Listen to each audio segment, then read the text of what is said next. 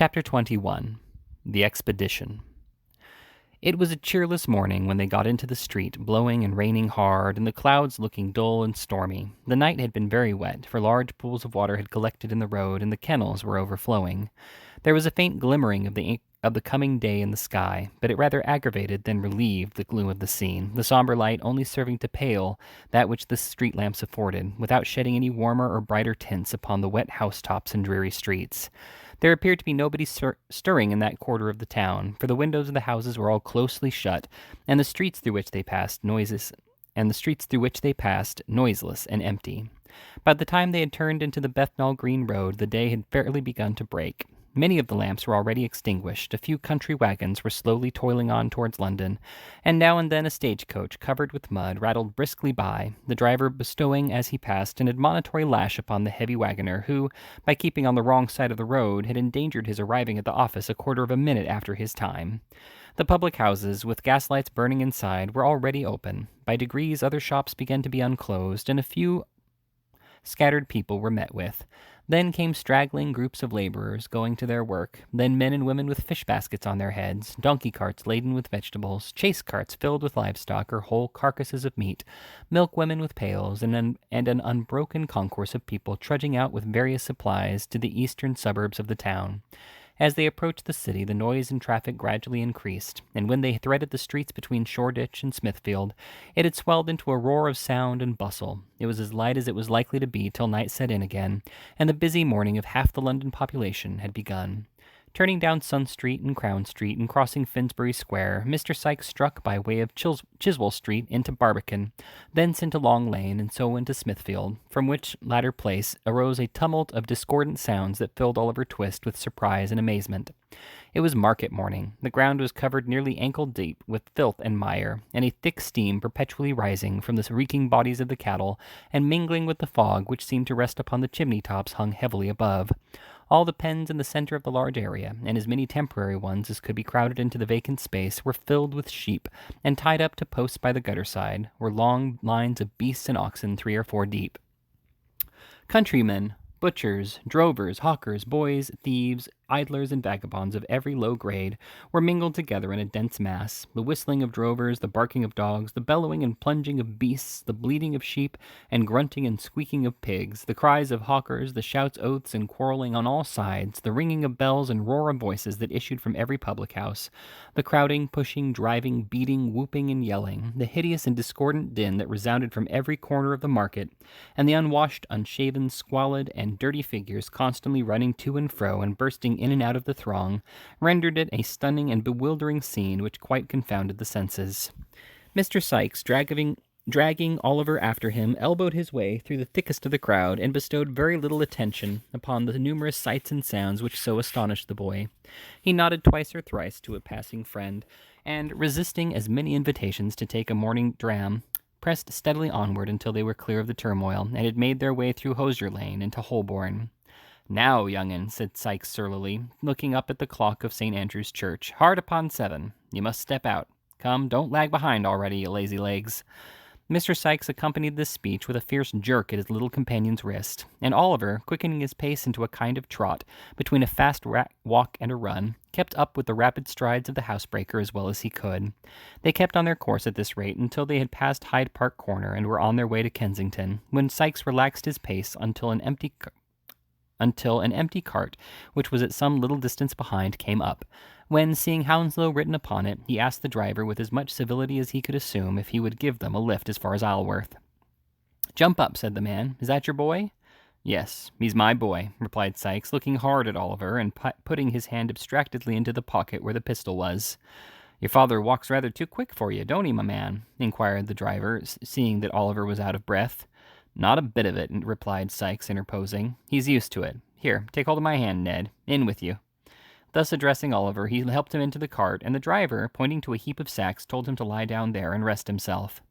As they passed the different milestones, Oliver wondered more and more where his companion meant to take him. Kensington, Hammersmith, Chiswick, Kew Bridge, Brentford were all passed, and yet they kept on as steadily as if they had only begun their journey. At length they came to a public house called the Coach and Horses, a little way beyond which another road appeared to turn off, and here the cart stopped. Sykes dismounted with great precipitation, holding Oliver by the hand all the while, and, lifting him down directly, bestowed a furious look upon him, and rapped the side pocket with his fist in a very significant manner. "Goodbye, boy," said the man. "He's sulky," replied Sykes, giving him a shake. "He's sulky. A young dog. Don't mind him." "Not I," rejoined the other, getting into his cart. "It's a fine day, after all." And he drove away. Sykes waited till he had fairly gone, and then, telling Oliver he might look about him if he wanted, he once again led him forward on his journey. They turned round to the left a short way past the public house, and then, taking a right-hand road, walked on for a long time, passing many large gardens and gentlemen's houses on both sides of the way, and at length crossing a little bridge which led into Twickenham, from which town they still walked on without stopping for anything but some beer, until they reached another town, in which, against the wall of a house, Oliver saw written up in pretty large letters, Hampton. Turning round by a public house which bore the sign of the Red Lion, they kept on by the riverside for a short distance, and then Sykes, striking off into a narrow street, walked straight to an old public house with a defaced signboard, and ordered some dinner by the kitchen fire. The kitchen was an old, low-roofed room, with a great beam across the middle of the ceiling, and benches with high backs to them by the fire, on which were seated several rough men in smock frocks, drinking and smoking. They took no notice of Oliver, and very little of Sykes, and as Sykes took very little notice of them, he and his young comrade sat in a corner by themselves without being much troubled by the company. They had some cold meat for dinner, and sat here so long after it, while Mr. Sykes indulged himself with 3 or 4 pipes, that Oliver began to feel quite certain they were not going any further. Being much tired with the walk and getting up so early, he dozed a little at first, and then, quite overpowered by fatigue and the fumes of the tobacco, fell fast asleep. It was quite dark when he was awakened by a push from Sykes. Rousing himself sufficiently to sit up and look about him, he found that worthy in a close fellowship and communication with the laboring man over a pint of ale. "So you're going on to Lower Halliford, are you?" inquired Sykes. "Yes, I am," replied the man, who seemed a little the worse, or better, as the case might be, for drinking, "and not slow about it either. My horse hasn't got a load behind him going back, as he had coming up in the morning, and we won't be long a-doing of it. Here's luck to him. Ecod, he's a good un." "Could you give my boy and me a lift as far as there?" demanded Sykes, pushing the ale towards his new friend. "If you're going directly, I can," replied the man, looking out of the pot. "Are you going to Halliford?" "Going on to Shepperton," replied Sykes. "I'm your man as far as I go," replied the other. "Is all paid, Becky?" "Yes, the other gentleman's paid," replied the girl. "I say," said the man with tipsy gravity, "that won't do, you know." "Why not?" rejoined Sykes. "You're a-going to accommodate us, and what's to prevent my standing treat for a pint or so in return?" The stranger reflected upon this argument with a very profound face, and having done so, seized Sykes by the hand and declared he was a real good fellow, to which Mr. Sykes replied he was joking, as if he had been sober. There would have been a... To which Mr. Sykes replied he was joking, as if he had been sober, there would have been strong reason to suppose he was. After the exchange of a few more compliments, they bade the company good night and went out, the girl gathering up the pots and glasses as they did so, and lounging out to the door with her hands full to see the party start. The horse, whose health had been drunk in his absence, was standing outside ready harnessed to the cart. Oliver and Sykes got in without any further ceremony, and the man to whom he belonged, having lingered a minute or two to bear him up, and to defy the hostler and the world to produce his equal, mounted also.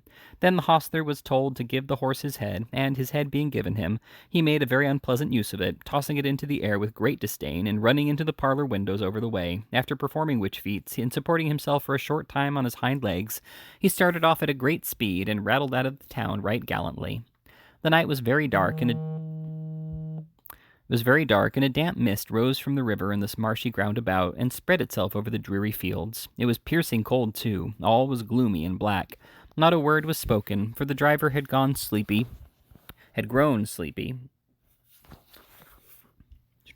and Sykes was in no mood to lead him into a conversation.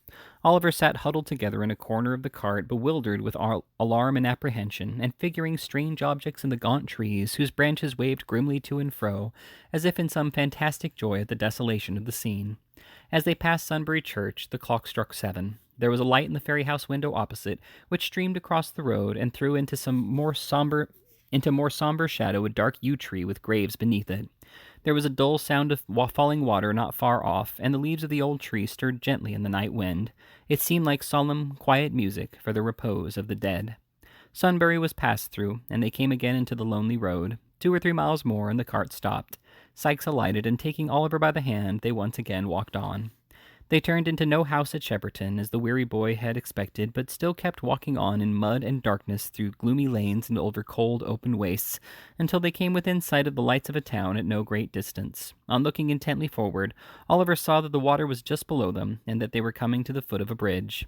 Sikes kept straight on until they were close upon the bridge, and then turned suddenly down a bank upon the left. "The water," thought Oliver, turning sick with fear. "He's brought me to this lonely place to murder me." He was about to throw himself on the ground and make one struggle for his young life when he saw that they stood before a solitary house all ruinous and decayed. There was a window on each side of the dilapidated entrance and one story above, but no light was visible. It was dark, dismantled, and to all appearance uninhabited. Sikes, with Oliver's hand still in his, softly approached the low porch and raised the latch. The door yielded to his pressure, and they passed in together.